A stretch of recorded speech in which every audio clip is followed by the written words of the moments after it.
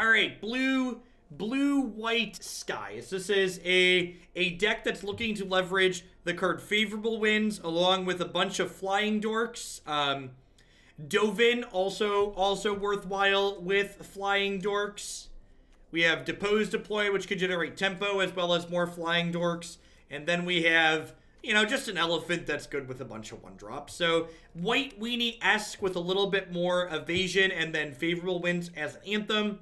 One thing that I'll want to be thinking about while we're playing this deck today is definitely, was Favorable Winds better than just having access to Beneficial Marshal like traditional white weenie has?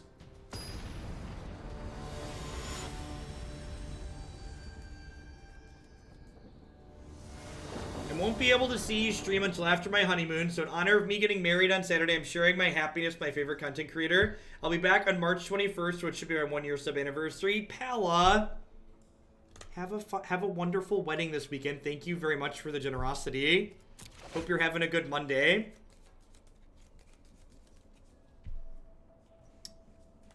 Thank you. Be sure to drop me a message. Let me know if there's anything you wanna see special, whether it would be before this week before your wedding or after your wedding.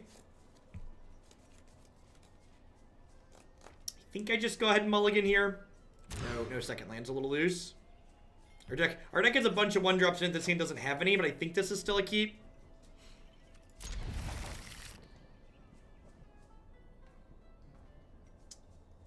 Do I bottom this? I think I keep that just because I want to get to deploy with this hand.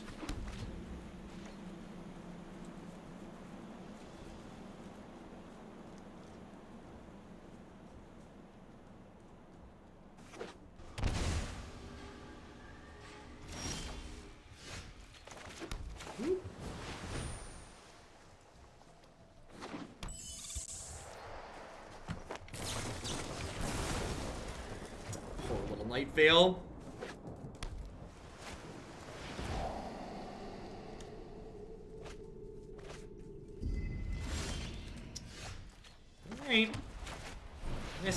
This makes 4 power and instant speed for 4 mana, which is like pretty reasonable here. They're not quite like Drake's good yet, but they are gonna tingo. Scary Terry. Ideally, we're gonna want to play this around. Ideally, we're gonna want to try and play this around Dispel Pierce, but I don't really have anything else going on, so I think we just ship. Hats, thanks for the Prime support. Hope you're having a good one wherever you're at.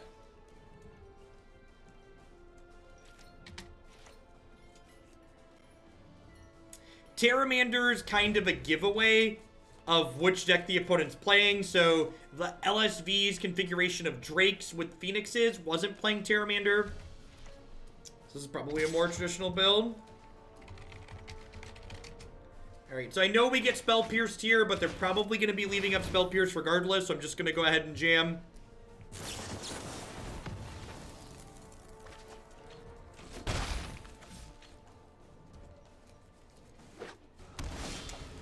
Feels bad, man.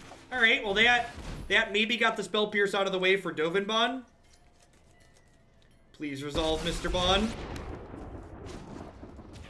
There's no accounting for life. Maybe yours will hold.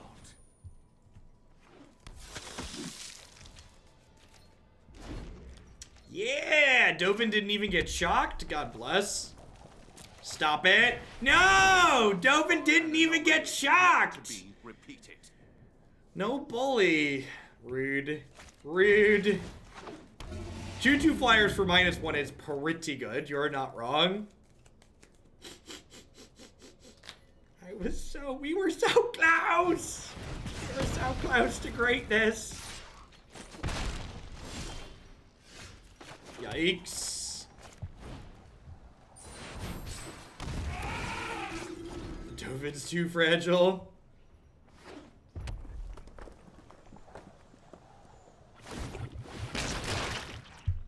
Ew.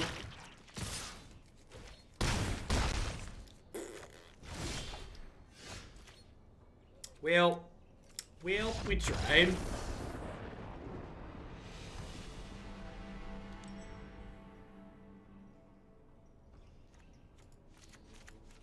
Cleric was a little bit late. Baffling End seems good here. Night Veil Sprite's probably a card I'm going to trim a lot. Seems like a good filler. Do I want Adanto Vanguard here just because it's hard to kill? It's probably hard to keep alive, though, too. This is probably more so just for the Kaya's Wrath matchup. I'm going to trim Night Veil for Baffling End. Thanks for the 9 months of Bezobucks, Japs. Welcome back. Nivik asked about Conclave Tribunal in the main. It could be okay. You kind of have to strike a balance of, like, not having enough pressure in decks like this, though. And because this deck's trying to fit in favorable wins and deploy, I kind of like the idea of just trying to go over the top of people game one instead of trying to interact with them.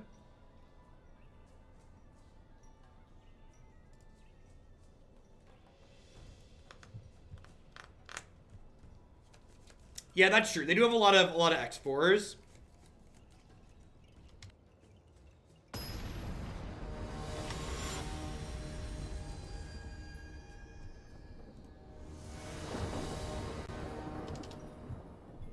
That's true, and that's something that I mentioned we want to keep track of, right? Like, was the favorable wins worse than Marshall? And it was kind of okay there. There were a number of cut the lines today, Gnome.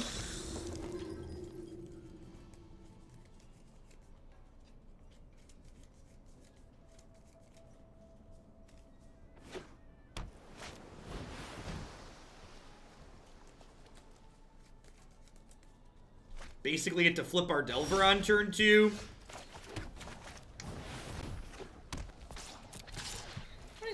In this deck. Hey, Greg, thanks for the 3 months. I appreciate that. Welcome back. Thanks for keeping me around.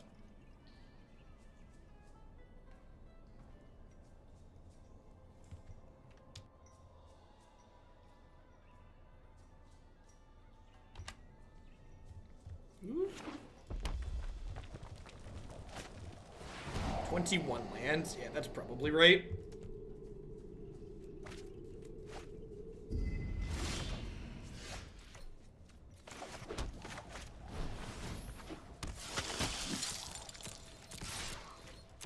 Yeah, Duskborne Skymarcher is interesting, especially when you consider that we're playing Aspirant as well.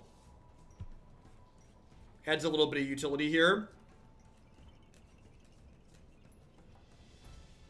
The big thing that this deck is like giving up versus the traditional white aggro deck in my mind is I'm not sure that favorable wins is worth losing History of Benalia, because History of Benalia is just an incredibly powerful card that we're not playing because it's not on theme for what we're doing. My body's ready to concede to Fiery Cannonade. Right, well.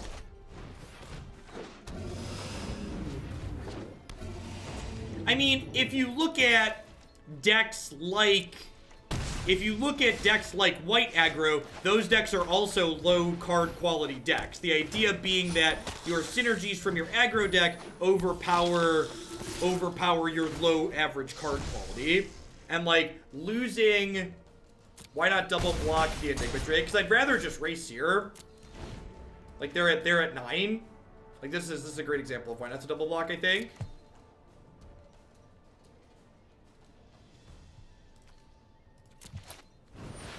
Sure. Do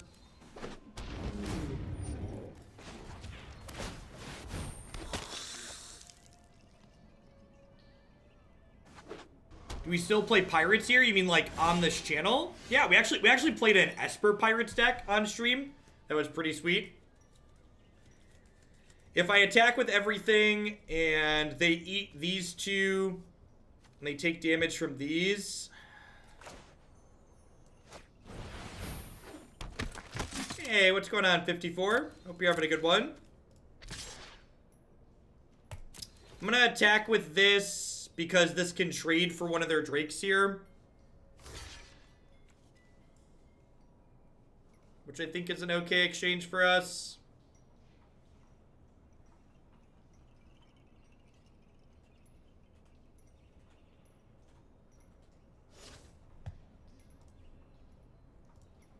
Then if they don't block, I'll wait and just activate Adanto.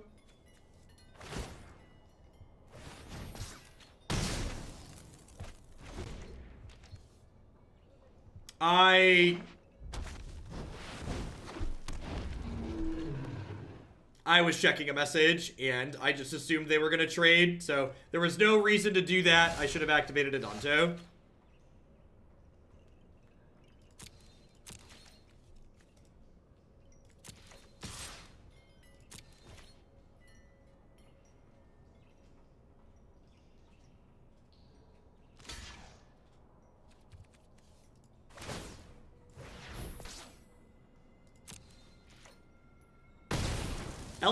Elephant looking pretty good here. People were questioning whether or not we wanted the big elephant in the deck. Looking pretty reasonable on this board. Dunk, just like, add 9 power, tapping 0 lands, go.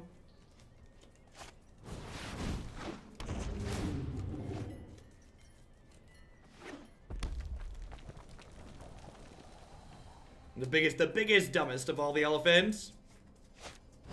Acknowledge the elephant in the room. Ooh. Houston, we have liftoff.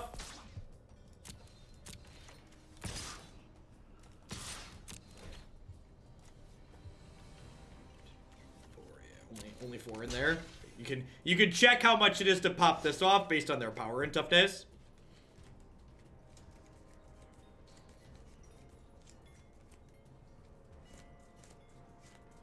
Yeah, Unbreakable Formation might be a worthwhile inclusion. They are down to 1. That seems like a... That's a really aggressive go to 1. Okay. Are they dead if we spin with everything? I don't think so. They can block 4 things.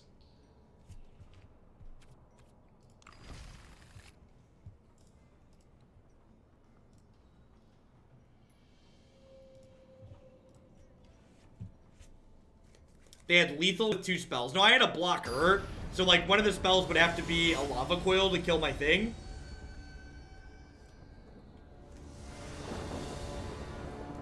Yeah, we're throwing... Well, Marshall would have kind of been better there because they did kill one of my things. So if I, like, had a Marshall, they would have lava coiled the Marshall.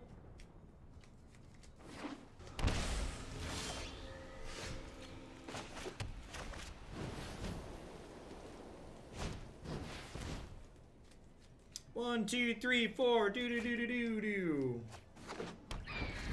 The sprites are in the main deck, Dorox. We have currently sideboarded them out for removal spells.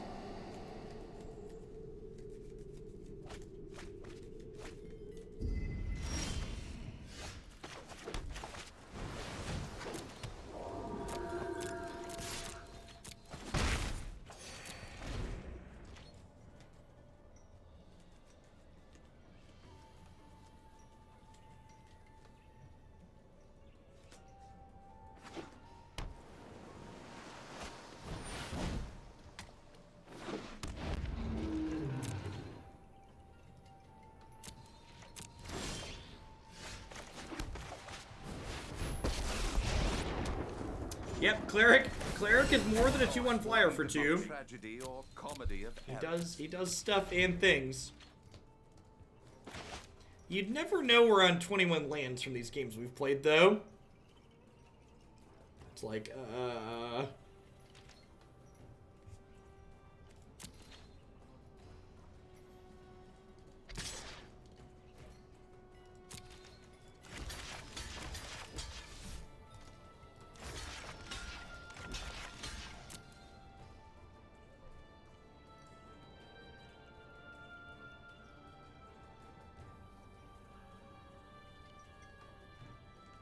Would Warkite Marauder be better than the silly Spectre?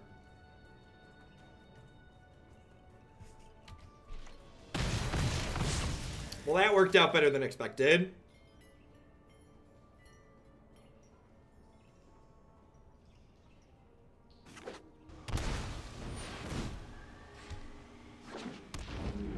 Things that went better. My logic was that, like, if they killed one of my blockers with the removal spell, I could just, like, sacrifice the Cleric to, like, remove their graveyard, so I only get, like, kind of like 1 for 1.5 or so.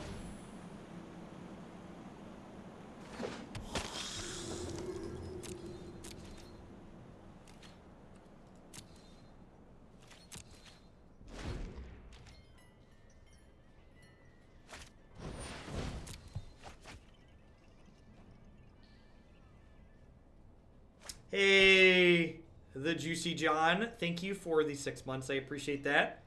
I appreciate all the YouTube folks that drop in to drop off their Prime, keeping me around. Thanks for keeping me here.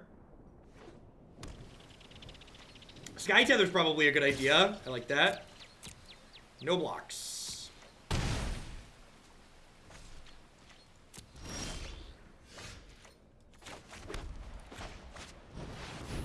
So, sequencing this way lets them negate my Dovin.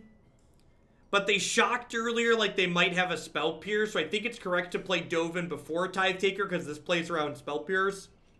Like, obviously they have Negate. I feel bad about Negate, but sweet. So they have Spell Pierce. What if we're going to get double Spell Pierce?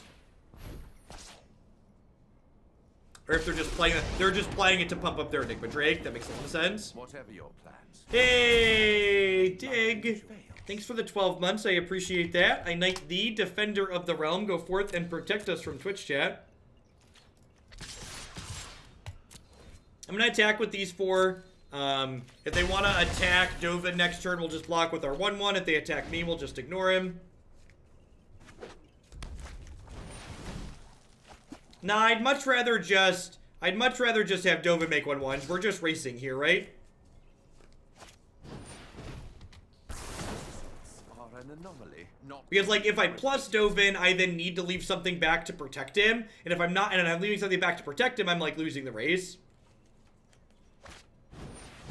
Sure. How do we feel about making this an 0-4? Do we like it? I think I like it.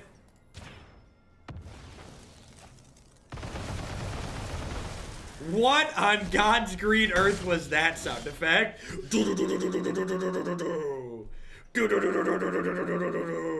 Like, what was that? Just the same small sound blip for every 1 card exile. Like Call of Duty the Gathering. That's what it sounded like.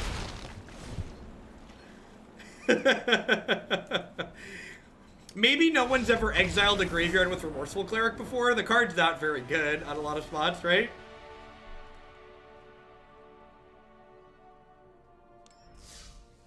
That was the sound of no remorse.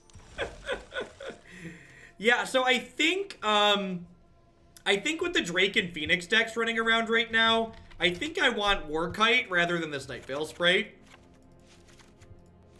It hasn't come up yet, but I think this Memorial to Glory is some hot nonsense as well. I think I'm just gonna put a 3rd Legion's Landing in. I think 20 lands is plenty in this deck.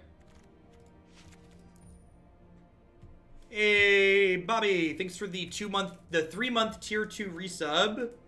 Thanks for being the wirely old man we don't deserve. Well, thanks for keeping me employed here. Be sure to drop me a message and let me know what deck you'd like to pump up this month.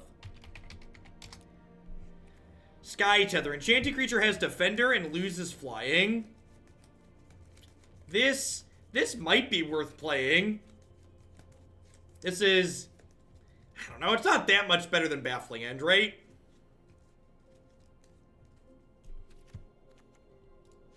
I think I want a 4th Baffling End. Let's do this.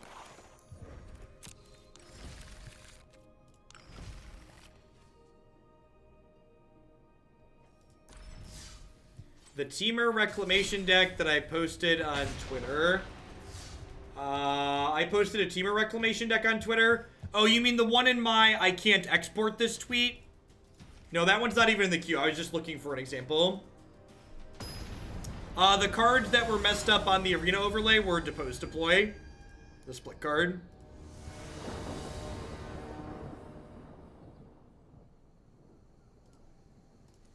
I would love to play first. What if this would have been the land that I just cut? Seems pretty good. I'm gonna bottom that. I'd kind of like to draw another white source, I think.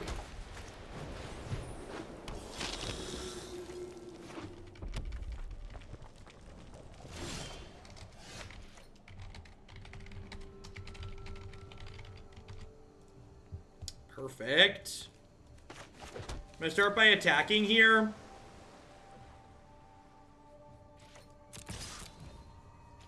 So the reason why I attack first here is if my opponent has a shock, they might want to save it to kill a better creature that I'm going to play post-combat. And once I play Tithe Taker, they then can't shock this, so they might use their shock anyways just to use their mana for the turn. And if they did, they'd be killing this, and then I've already taken a damage from it.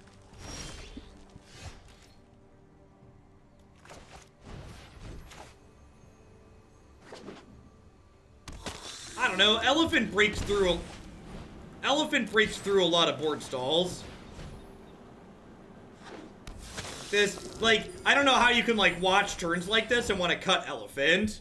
Like, this is kind of absurd, right? Like, this is turn 3, add 8 power to the table in one card. Like, that's kind of busted. This card generates some really silly starts.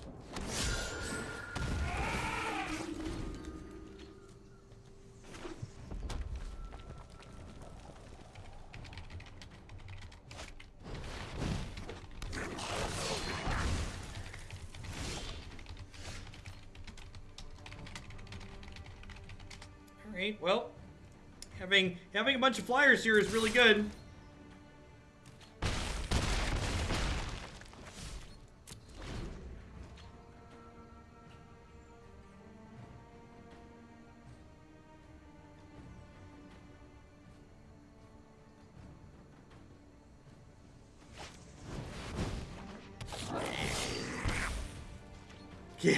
Yeah, the Chain Whirler play versus the draw here was pretty absurd. Alright, and like now Dovin goes to 7.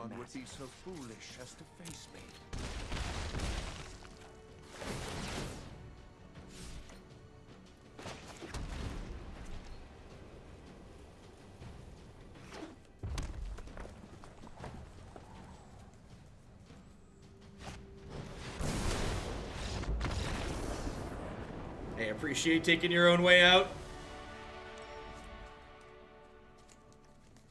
Alright, so, defense. What are we doing here? What am I doing here? Remorseful Cleric doesn't really have text. I think I want Tocatli and Baffling End here. I know Venerated Loxodon was just good that game, but I think this card's actually not stellar in this matchup overall. And I'm going to trim Taker over Warkite Marauder, I think. Yeah, this blocks meaningfully against their 1 and 2 mana creatures, and then also turns off Chain Whirler, which is good. Maybe this is better than Warkite. Probably. Loxodon kind of prevents you from Chain Whirler.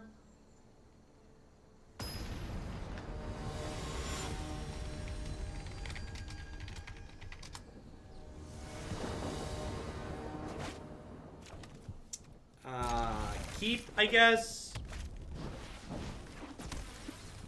Our deck with only 20 lands in it really can't play cards like Shalai and Lyra very consistently.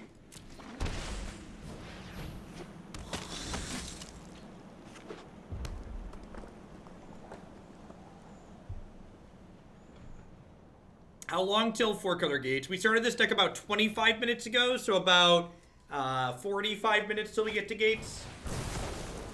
Deal.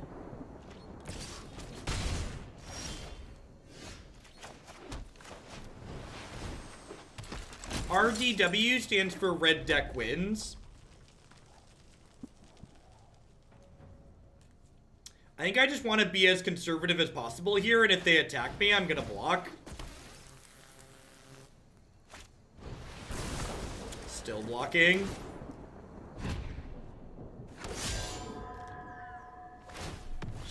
Just not giving me the choice. Respect.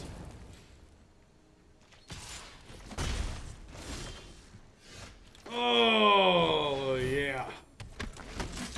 Play my 1/3. Go. Deal. Deal.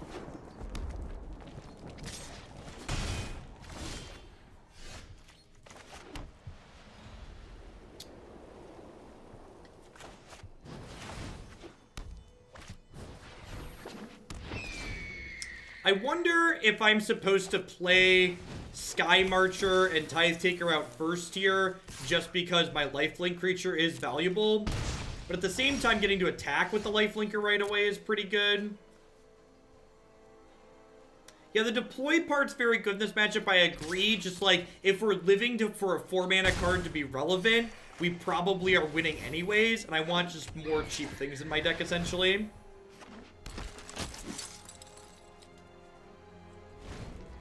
And the good Lord said, let there be Healer Hawks, and it came to be. Yes. 1 mana life-linking Windrake. Go. Got it. Get it. Got it. Good.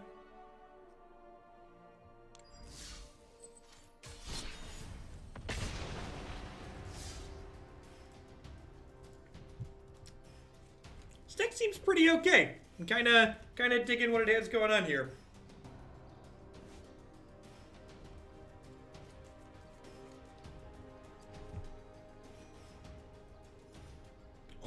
Almost to the top 1,200.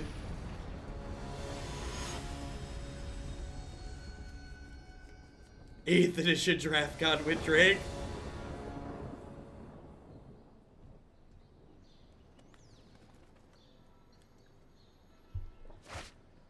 Sure, sign me up. I do really like this Planeswalker. He's really sweet in most of the shells that we've tried to play him in. Speaking of gates.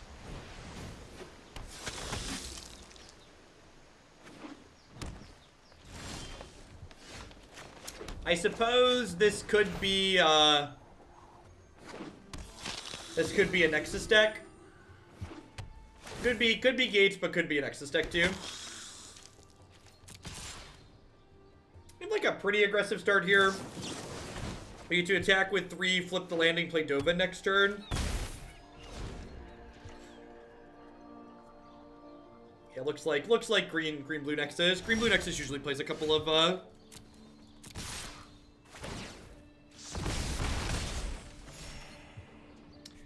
Alright, so do I Dovin minus or do I go Warkite Hawk? I think I just go Warkite Hawk here, and then next turn I can Dovin plus, which is nice.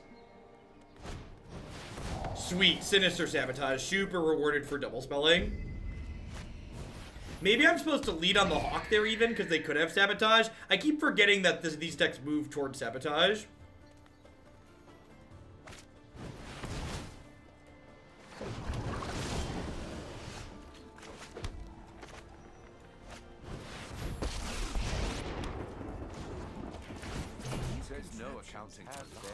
So even if they trade with my 2-1, Dovin goes to 7 here, which is great.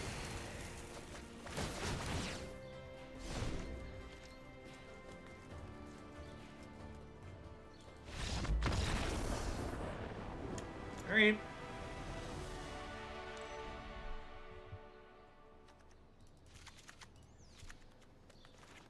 I would like a bunch of negates.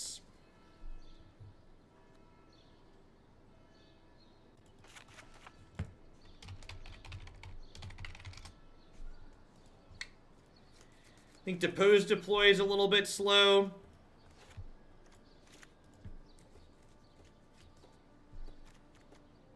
Remorseful Cleric's probably not relevant. I guess this slows down Search for Azcanta. I kind of like the rest of my cards, though. Thanks, Mewtwo. I like it a lot. Hey, 5-4. Thanks for taking the time to link up your Prime. I appreciate you shipping your Beza bucks this way. Thanks for keeping me employed here.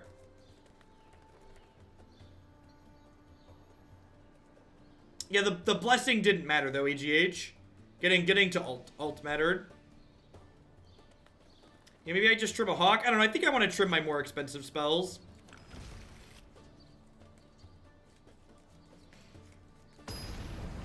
Honor Guard does not impact creases. Never trim the Hawks.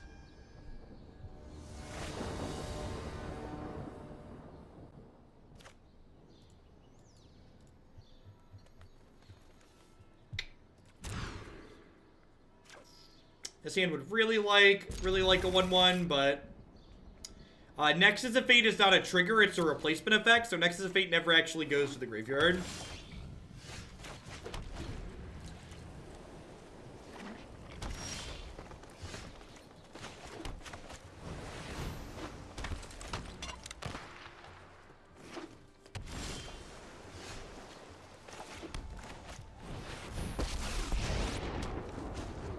Syncopate gets rid of Nexus. Unmoored Ego gets rid of Nexus.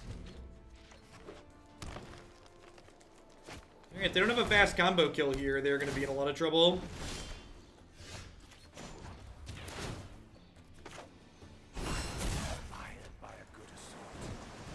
I'm leading on Warkite in case they have a counter spell.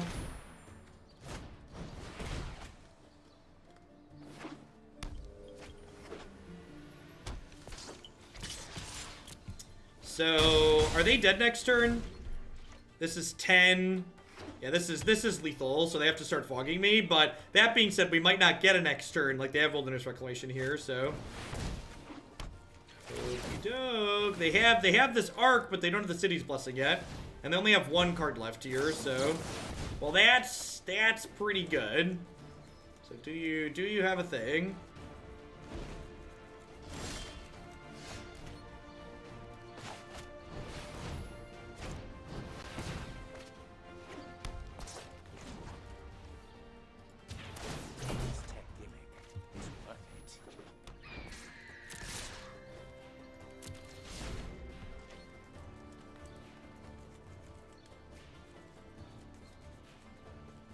Yeah, they definitely should have upkeep the Root Snare.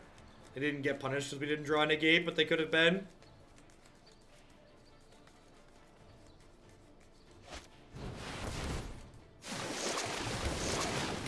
Am I dead yet?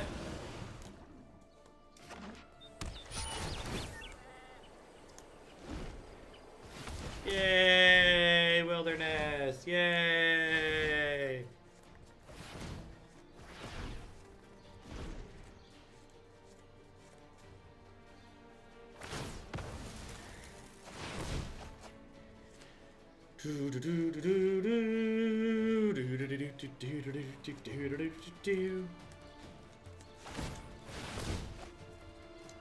Do you have a Root Snare?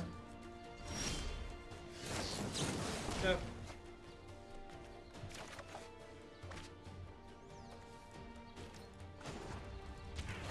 Not just a gadget, but ingenuity.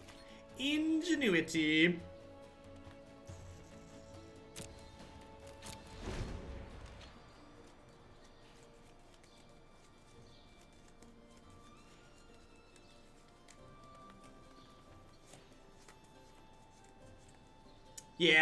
Yeah, Wilderness Reclamation is the reason why I like this format. Would be number 3 on my list of favorite formats as opposed to number 1 or number 2. So, I like a lot of what I have going on in this format, but Wilderness Reclamation is kind of just a giant stain on an otherwise great format in my opinion.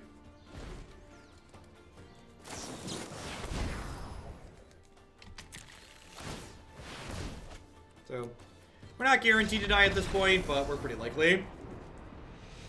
What's second after this? So this format would be my 3rd favorite. My top 3 are the format that we had before this latest set got added, and then RTR Innistrad Standard. I mean, like, using the logic that, like, there's an answer to something, so it's fine. Like, that you can use that logic to say we can't ban anything, right? Like, why ban Mental Misstep? You could just Mental Misstep their Mental Misstep.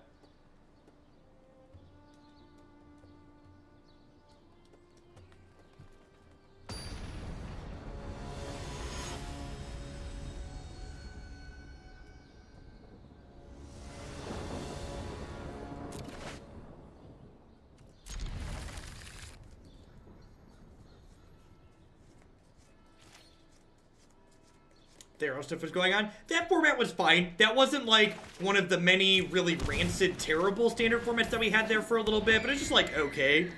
Like Theros Standard was very reasonable. Tithe Taker's a great hit here. This hand's very good in this matchup. If we hit another land and get to go like 2-drop, 1-drop next turn and then just like hold up Negate, yeah. Let's just run away with this now, hopefully. Get Warkite Marauder in here so that way they can't play Priestess as a blocker. I don't even think that's strictly true, Dead Confidant. Like, the Nexus decks were just, like, fringe meme decks before Wilderness Reclamation existed.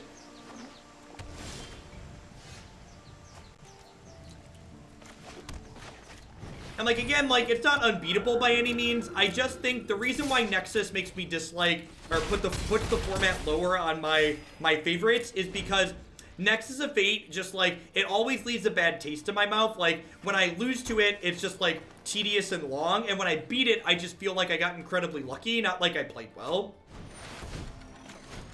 Davis, thank you for the 2-month resub. I appreciate that. Welcome back. Maybe I'm supposed to just hold on to that negate there, just because they need 2 impactful cards the following turn. Maybe I'm just supposed to hold it for a fog.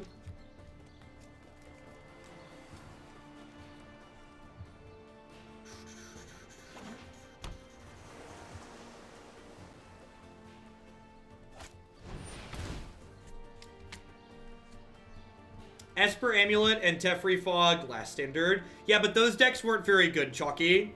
Like, I like wacky combo decks that are, like, fringe playable, but when, like, they're one of the better decks in the format, I think they're really tedious. Like, look at the number of people that were playing those decks and their power level in proportion to the number of people that were playing them, and they're much worse than this deck right now.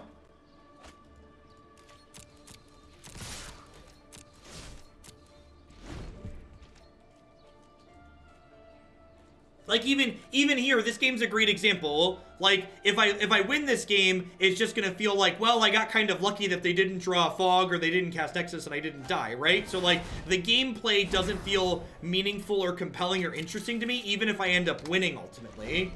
Which is one of the reasons why I think it's just not super enjoyable.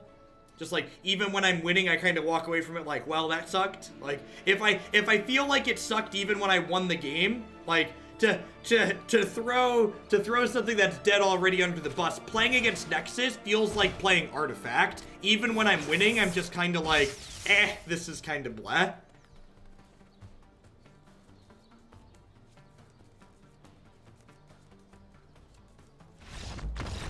See, we won the game, but like, it's like, well, we won because their deck didn't do anything. They just kind of like fumbled and dropped their cards on the floor.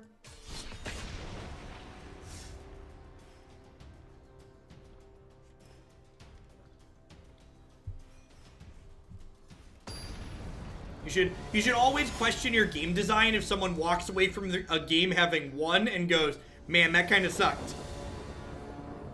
I think, and I know that that's a subjective metric, but I think there's more people than just myself that walk away from games against Nexus with that takeaway.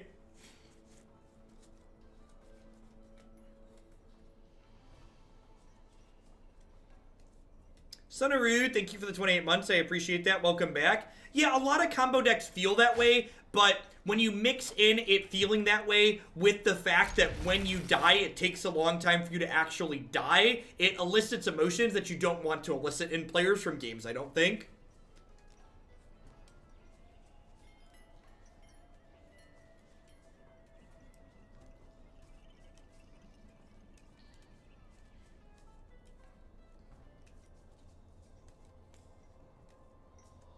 I have not seen a Dimir wins deck. Are we 3-0 with this deck now, or 2-1?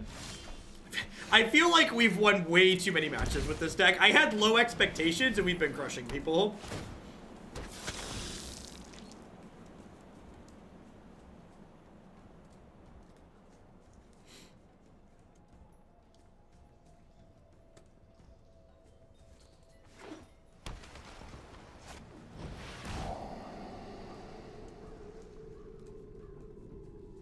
Do I write sideboard plans for my competitive decks? For $25 donations, I will put together sideboards for a specific deck of your choice. Dalen, thanks for the Prime support. I appreciate that. Welcome, welcome. As a heads up, keep in mind that it might take me up to a week or so to get them written sometimes. My schedule can be hectic at times, but yeah, that's why they banned KCI. They banned KCI because it felt bad to play against even when you were winning. It's exactly why they banned KCI. Tier 1 subs do not get to bump anything up, Davis. Just the tier 2 and tier 3s. KCI was a combo deck in Modern that was very similar to how Nexus wins.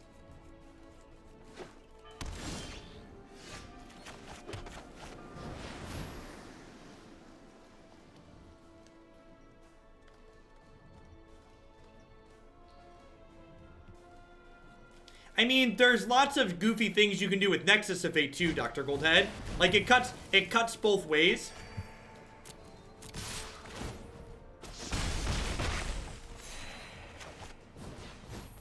We are not in a position to beat Kaya's Wrath this game, so let's hope they don't have it.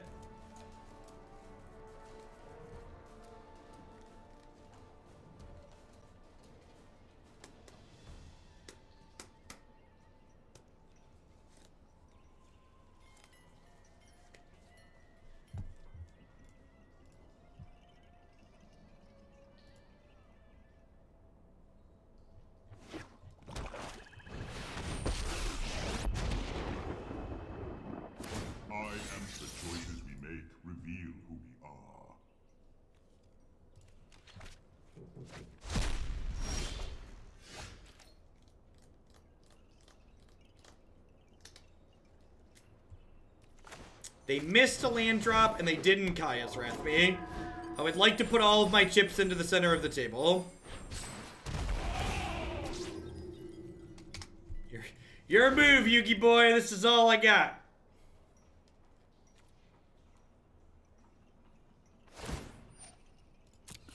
Are you certain of your decision?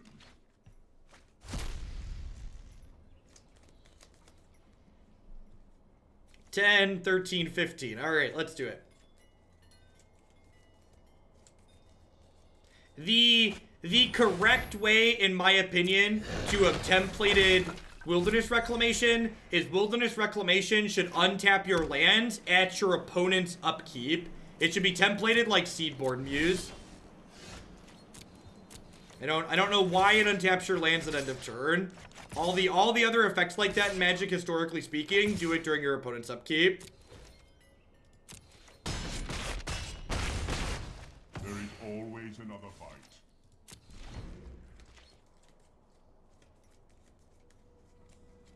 That messes up EDH too much, I guess. I'm known for my excellent timing. We need to move quickly. They could also have templated it so it says empty your mana pool, untap all your lands. That would be another option.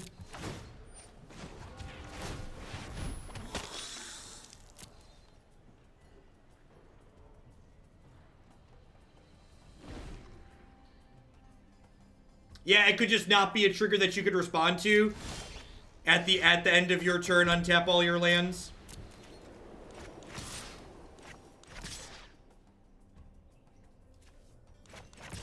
So this guarantees Teferi dead, right?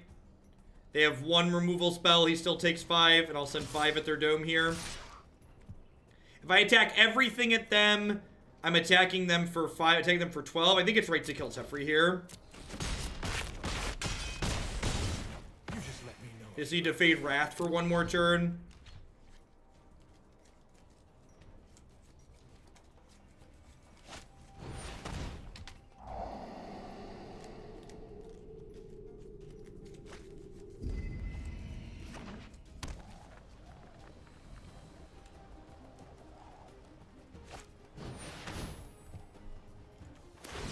Exiling their graveyard to make their search for Ascantowars. Only time will tell. I mean, it's a lot like Nexus of Fate, right? Like, there's infinite small changes you could do to the card to make it fine. Like, imagine if Nexus of Fate wasn't an instant, or didn't have a replacement effect, or cost 3 more mana, or 2 more mana. Like, there's so many little things you could do to make it fine. Hey, look at that. Sometimes they don't have Kaya's Wrath and they die. Nice Esper control deck.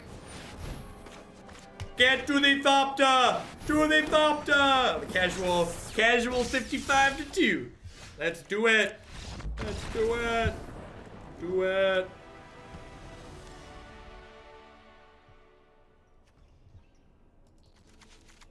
Negate and Adanto Vanguard get in my deck.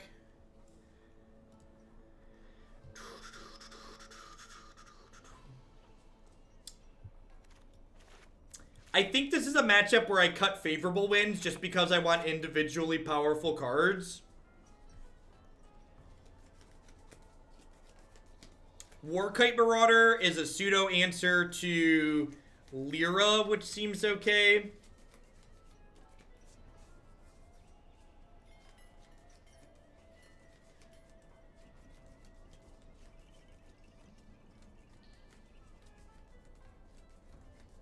Yeah, I think I want to keep deploy.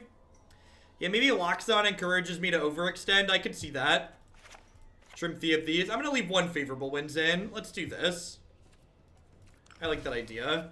Loxodon was a card I often cut in White Weenie against control. So it probably makes sense to do it here.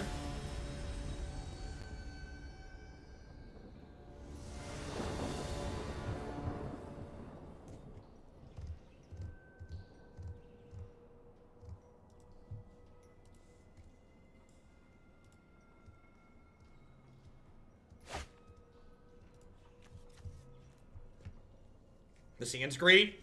Pooper, Dovin, hold up counterspell, send me up.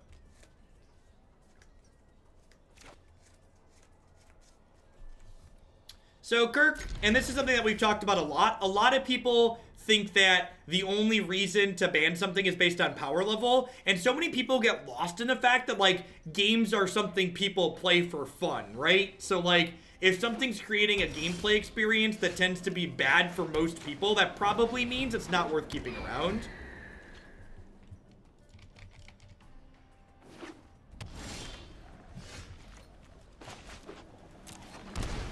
Alright, who's got 2 thumbs and is gonna I guess we're not conceding to Cry of the Canarium, but it's pretty bad for us.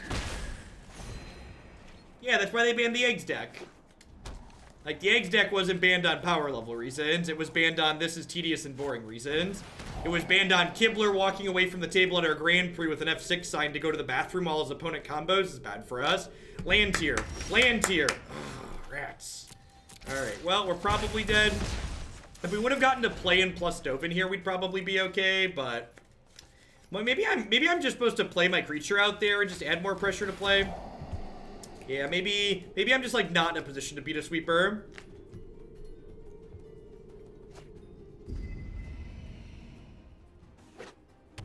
I did think it was kind of funny that Kibler got stuck playing against Ali on the Nexus deck in the Rivals tournament. For people that are from Hearthstone and don't know Kibler's Magic background, there's a very famous Grand Prix feature match of Kibler walking away from the table while his opponent combos while playing a tedious deck. So it's worth noting here that if I would have played this a turn earlier, I guess they'd be going to 1 here, right? Warkite Marauder worth its weight in gold here. I'm gonna play the second Warkite Marauder, so a single removal spell doesn't stop me from killing them next turn.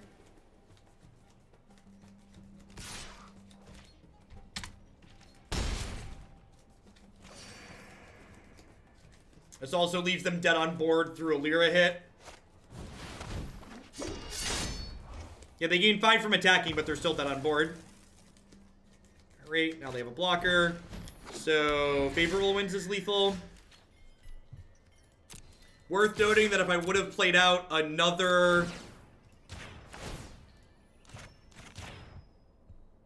Oh, if I would have played out creatures, I could have made this flying, right?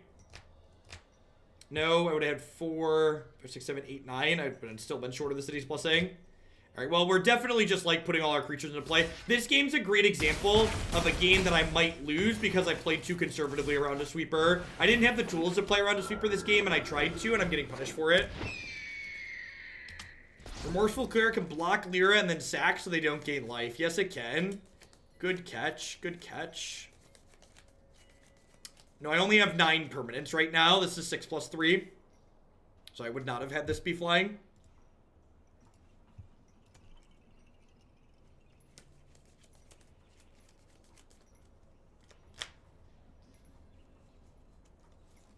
Oh, if I would have played another creature last turn. Yeah, that's irrelevant. Like, the creature last turn should have happened just because I was being too conservative.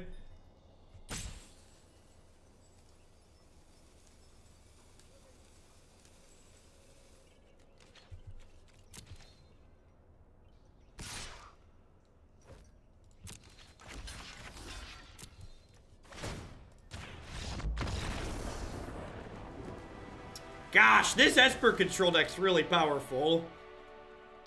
Or is this like blue-white deck just busted?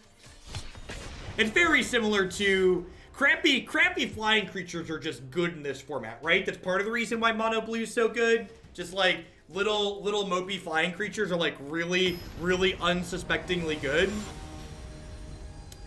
Cleric's actually been, like, kind of relevant in the games we've been playing so far.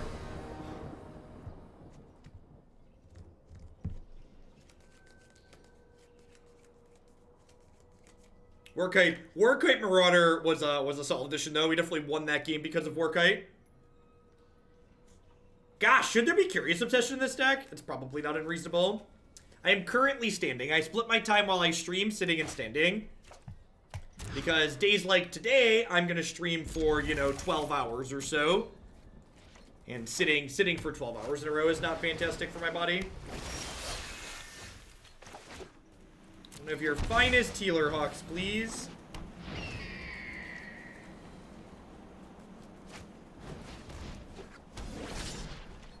Oh, do they not have a land? No land is great for us. This is also good. Because Tithe Taker is wonderful. Between Healer Hawk and just putting a bunch of creatures into play, we could probably race them here, which is good for us.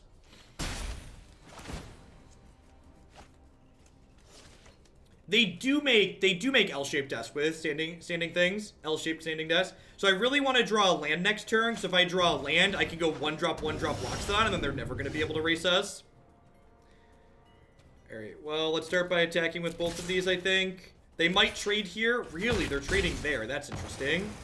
I think I want to just play another Tithe Taker out so they can never do things on my turn. Just, like, make all their counter spells completely rancid. And then really hoping to draw a land again next turn so I can go 1-drop Elephant. We're still ahead by a pretty big margin here, but if we go 1-drop Elephant, they're just, like, completely unwinnable. This is a bad matchup for White Weenie. I know traditional White Weenie has a pretty good matchup against Mono Blue. Healer Squawk. Caca!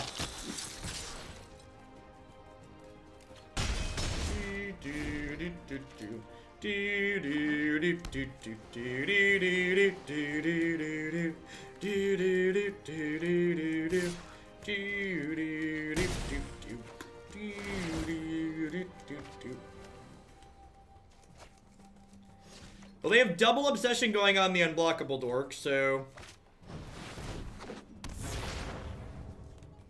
I'm not dead yet, right? They have a land drop still? They do not. Alright, so I think we go Warkite Marauder into this.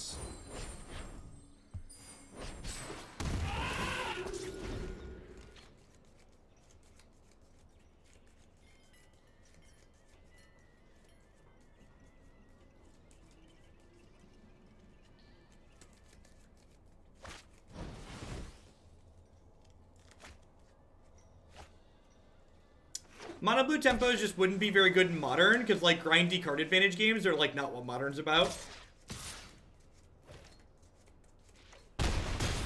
Alright, so if they put... How many blockers do they need to put into play here? They block 2 of my things. They still take 3, 4, 5, 6, 7, 8, 9, 10, 11. So the Healer's Hawk... The Healer Hawk can keep me alive this turn. Because I need to get up above the 3 that the Mistcloak Herald can deal. And then I just need to leave flying blockers back. God bless you, little Tithe Takers, doing the Lord's work here. So if I attack with this to this down something so it can't double block my Healer's Hawk. So if I attack like this, and then I play 2 blockers out,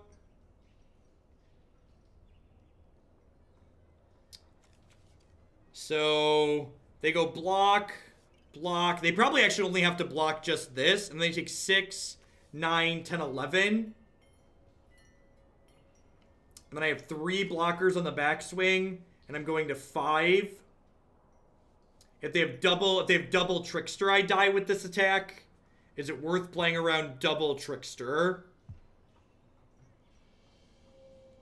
I think it's worth playing around double Trickster. I'm not attacking with Skymarcher, so it doesn't matter.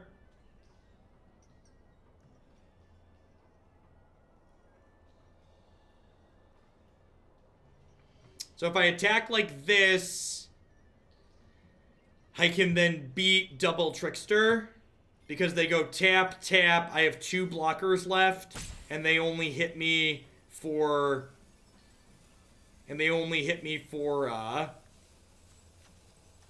Yeah.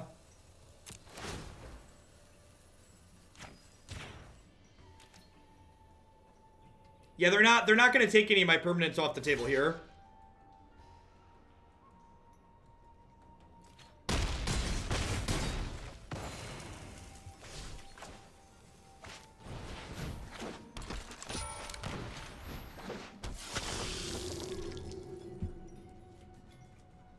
What a weird game. They stumbled, but we also kind of stumbled.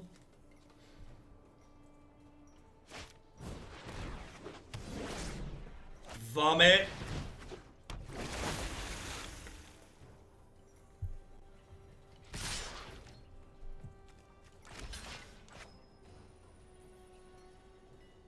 Wow, that does it.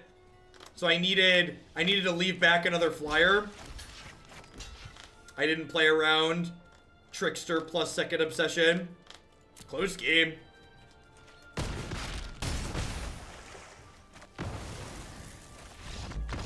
was a close game. I think I could have played around that.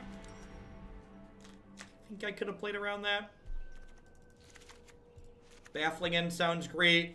Depose deploy is really tough to resolve.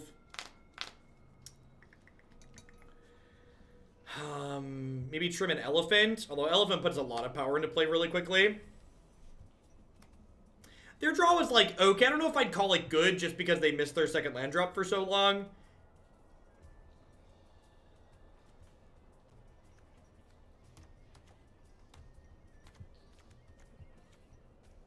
I think I'm going to go ahead and trim this.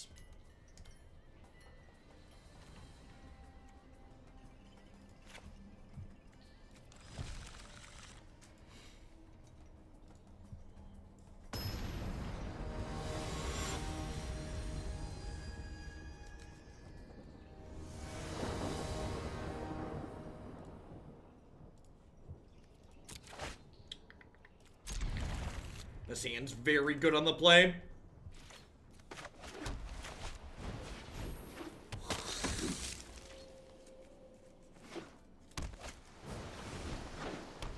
Loxodon needs flash. Huh. Legion's Landing is interesting. I'm going to attack first here and see what happens. Alright, the fact that they traded aggressively there means I'm going to play Tithe Taker. If they hadn't traded there, I think I would have gone 1-drop, 1-drop, but that was why I attacked first before I committed to doing anything. Yeah, Tithe Taker is very, very good in this matchup. Agree. That is really good. Alright, I guess I do this and Legion's Landing this turn.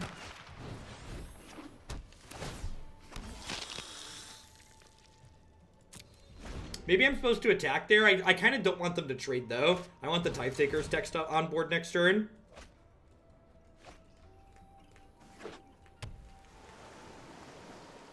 Nah, Death Shadow's like a combo tempo deck. The reason why that deck's good is because it gets to play Teamer Battle Rage and combo people occasionally.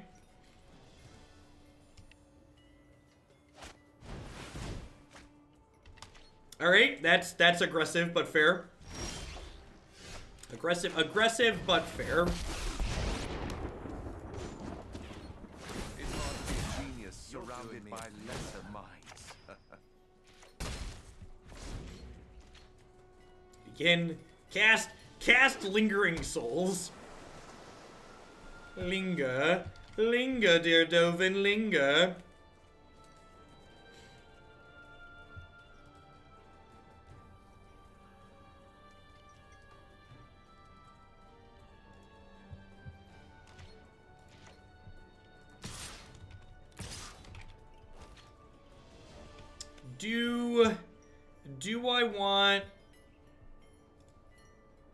Do I want to trade off here? I could trade with their Merfolk Trickster and then still flip my Legion's Landing next turn. I think that's a good exchange for me. Even trading this for a dive down is fine. I was about to say the only thing I don't want to happen is them to play another Merfolk Trickster. So of course that's gonna happen.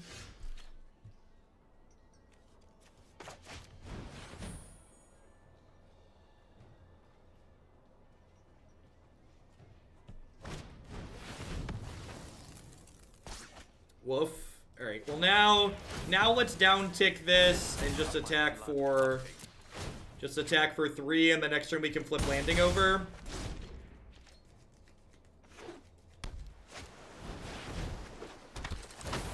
That's unfortunate. I think we're still in an okay spot here.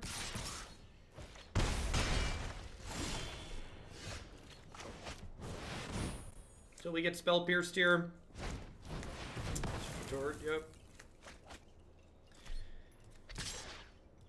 I think I need to trade with this 2/2. This lifelinker, I just can't race the lifelink.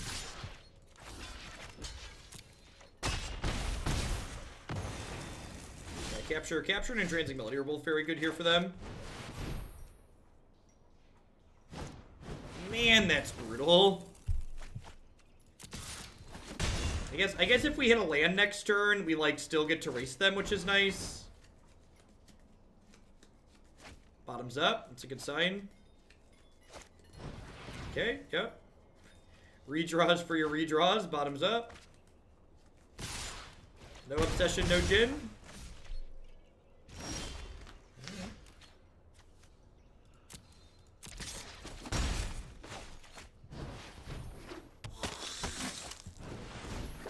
I'm gonna play Warkite Marauder out here because I want to shut down their ability to block us inside of combat. Like that.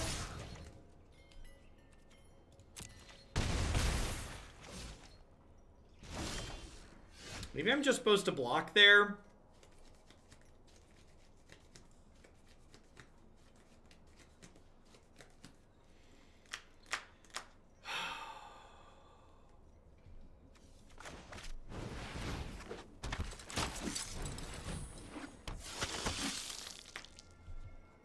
Not blocking with this, so might as well attack with it. So I get to trade here, jump here. I am dead to a bounce spell or a Merfolk Trickster with this attack, but I think that's fine.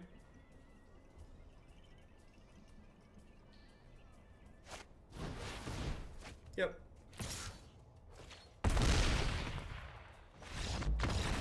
Two pretty close games there. And like games like that, matches like that I should say, are why I think it's such a... Please never insult my opponents in my chat. That's not welcome here. Thanks.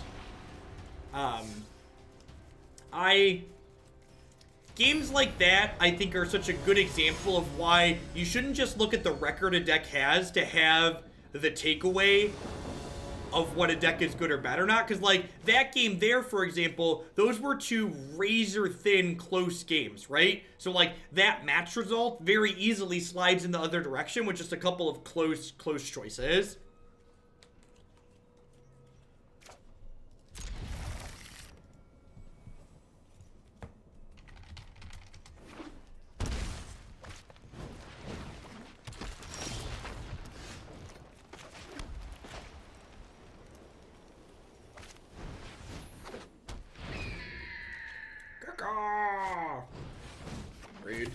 Rude. Yeah, I agree. Their draw did line up well into what we were doing. Concur with that sentiment. This is lining up pretty well from us. They missed a land drop. I get to go ahead and Tithe Taker, trade with their Gitu Lava Runner here, or they're just doing that. So, like, next turn I get to go ahead and, like, Favorable Winds plus Duskborne Skymarcher. Of course, Prof Fox, we got you. Gotta give you the full Hoglandian if you would.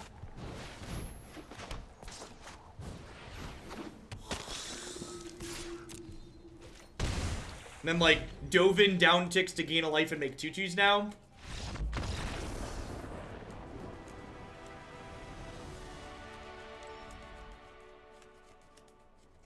Mono red, Baffling End, and Tocatli on our guard come in. Loxodon out. Spirit out. Depose out.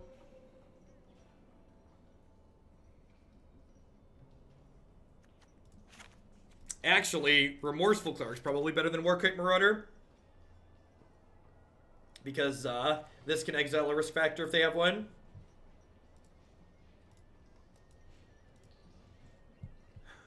This is good. I think we said this earlier. I think trimming one of these against aggro makes sense just because drawing too many of them early is really clunky. Hey, Mr. Polite. It's your first time out ever. Thanks for the 5 months. I appreciate you shipping your Beza bucks back this way again. Honor Guard is good for both the reasons you just listed, Draven. It's good because the stat line of a 1/3 for 2 mana is reasonable, and then like the fact that it stops Chain Whirler and Vanisho Pyromancer from triggering is also meaningful upside. Which like does multiple things that you're interested in having it do. And this deck is also pretty soft to Chain Whirler, so like it does not stop Riot, Emerk. Of course we're just handing subs out for timeouts for free. This is a customer service gig. Gotta keep the customers happy.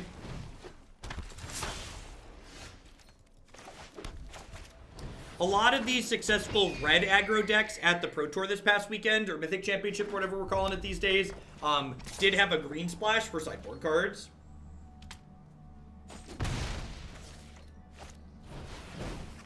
Alright, well, that one needs to die. Also, the idea of playing out more X1s in the face of a Goblin Chain Whirler does not sound great.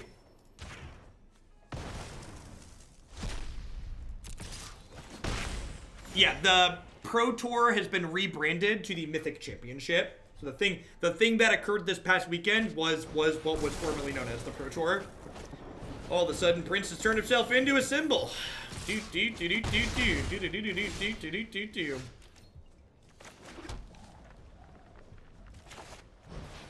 it must mean I'm disgusting. These are my creatures. Some of them lifelink. They are all cost 1 mana. Who's got 2 thumbs and concedes to Goblin Chain Whirler? This guy right here. Boop.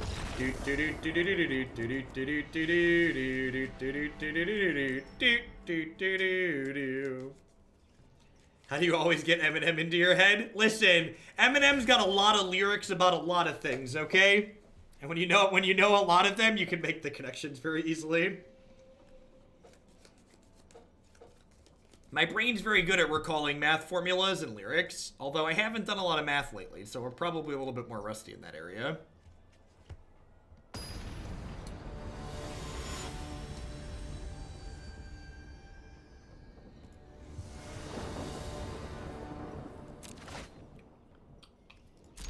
This hand is more than good. It's great. I want to hear some math rap. Fun fact. The very first date my wife and I went on was to go see Calculus the Musical together. And for those of you that are wondering out there now, yes, it is as glorious as it sounds. And by that, I mean it's terrible and you should Google it.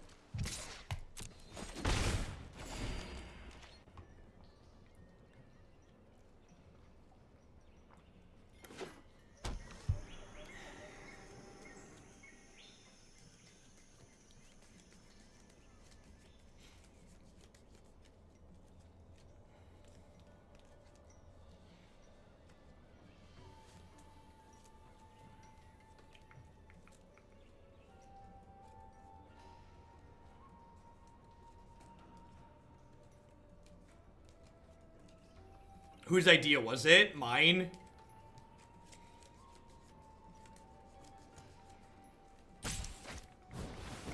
Yep. How dead is my squawk? Pretty dead, huh? Rude. Rude.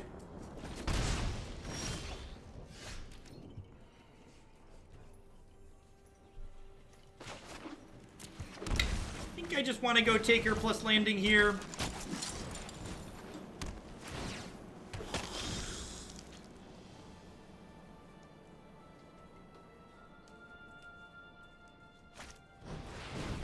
Lava coil, rude. Even a land's not a bad draw here. Baffling End also fine. Like, do this, exile your thing, play a Skymarcher. Oh, that's kind of funny. Duskborne Skymarcher can power up the vampire tokens to gain more life. some good clean living.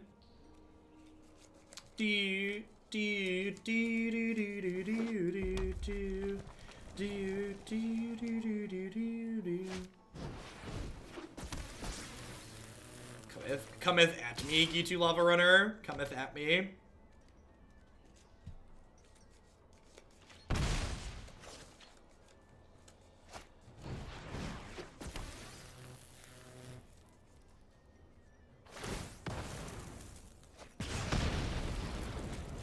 Totally 9 K9G. Yep. Thanks for the support. Alright, so they did the thing. Weird that they killed the Skymarcher. Calculus the Musical is great. I'm glad you think so too. Even if they like have a shock and kill my Dovin, I think that's fine.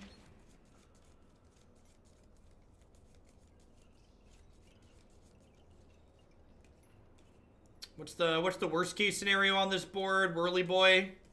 A lot of our board states don't beat Whirly Boy though, so that's fine. Easiest block of my life. What if they have a Collision Colossus here?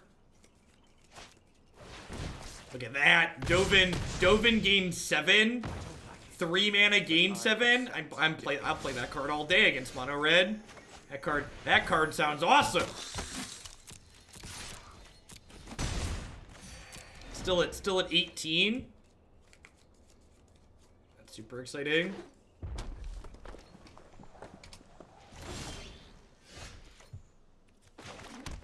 Alright, so if I deploy the Thopters, I hit the City's Blessing and can attack for 2. This is obviously worse against Whirly Boy, but I think it's worth it to get the damage in. Don't know about you, but I'm feeling 22. Do. Cometh at me, Gitu Lava Runner. Cometh at me.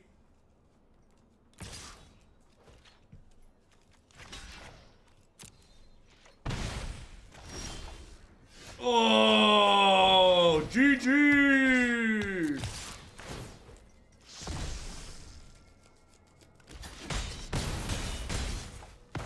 Yep. Wins are looking good tonight. Wins are looking good. Hey-oh. Hey, I say hey, hey-oh. Do. Chain whirler those dorkos. Ha!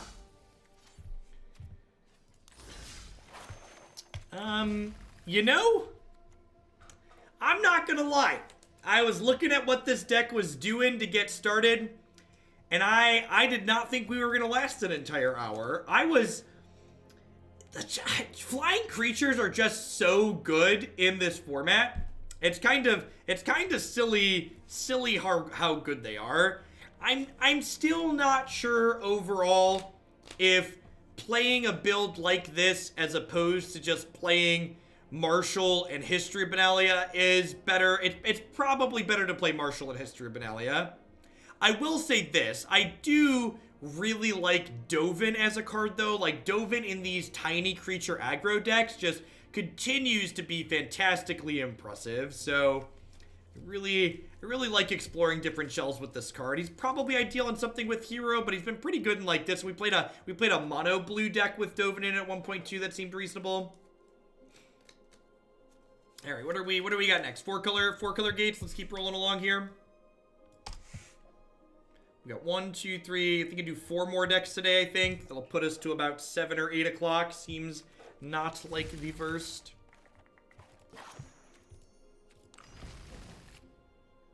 Oh, look at this. My 4-color Gates deck is already pre-boarded for playing against aggro. Sounds like a good plan.